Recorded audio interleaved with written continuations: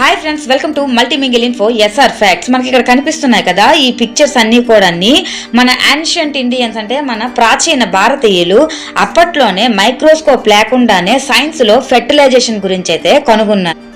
ఇక్కడ కనిపిస్తున్న ఫెర్టిలైజేషన్ చిత్రాలన్నీ కూడా తమిళనాడులోని అరైతురి వద్ద ఉన్న వరమతీశ్వర దేవాలయం నుండి అయితే వచ్చాయి.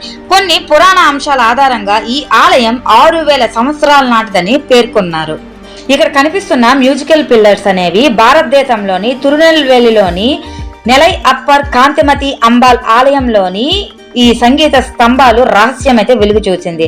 సుమారు 1300 సంవత్సరాల క్రితం నిర్మించిన ఈ స్తంభాలు మొత్తం 45 స్తంభాలతో తయారు చేయబడ్డాయి మరియు ఒక్కో స్తంభం ఒకే రాతితో రూపొందించబడింది. ట్యాప్ చేసినప్పుడు ఈ స్తంభాలు 7 శాస్త్రీయ సంగీతం యొక్క ధ్వనిని అయితే ఉత్పత్తి చేస్తాయి. పురాతన వేద వాస్తుశిల్పం యొక్క ఆధిపత్యానికి ఎటువంటి సాక్ష్యం కూడా లేదు.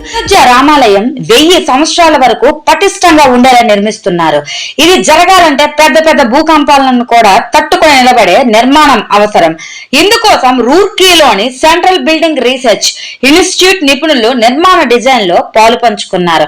నేపాల్ నుంచి అయోధ్య వరకు గతంలో సంభవించిన భూకంపాల తీవ్రతను పరిశీలించి వాటికి 50 రెట్లు పెద్ద భూకంపాలను కూడా తట్టుకునేలా డిజైన్ చేశారు. నెంబర్ 4, వరదలను తట్టుకునేలా. అయోధ్య నగరం మీదుగా సరియు నది ప్రవాహం గతంలో ఉండేది. ఇప్పుడు నగర శివారు గుండా ప్రవహిస్తుంది. ప్రతి 1000 సంవత్సరాల్లో నదీ ప్రవాహ గమనం మారడం సహజం.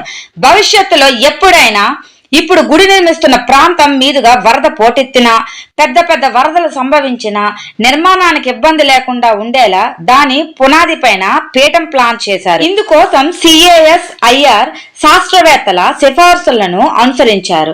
ఈ వీడియోని తప్పకుండా లైక్ చేసి సబ్స్క్రైబ్ చేసుకోండి. Thanks for watching.